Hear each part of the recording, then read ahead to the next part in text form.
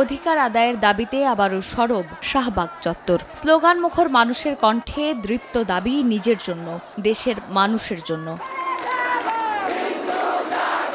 শনিবার দুপুরে শাহবাগ চত্বরে জড়ো হন দেশের বিভিন্ন সংঘের সনাতন ধর্মাবলম্বীরা। সমাবেশে সংখ্যালঘু সুরক্ষা আইন গঠন, দেশের সব নাগরিকের জানমালের নিরাপত্তা সহ ৮ দফা দাবি জানায় তারা।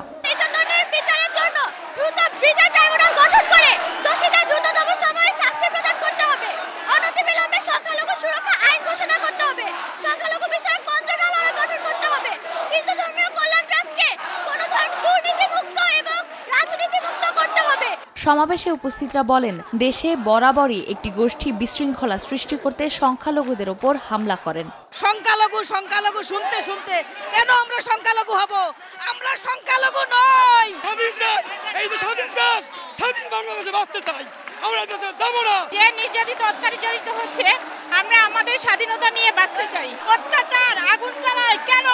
এটা জবাব চাই। আমরা তো এদেশে বেশি আসি নাই, আমরা জন্মসূত্রে এদেশের মানুষ, আমরা এখানে থাকতে চাই। আমাদের সকল দাবি দাবা পূরণ করতে হবে এই বর্তমান সরকারের।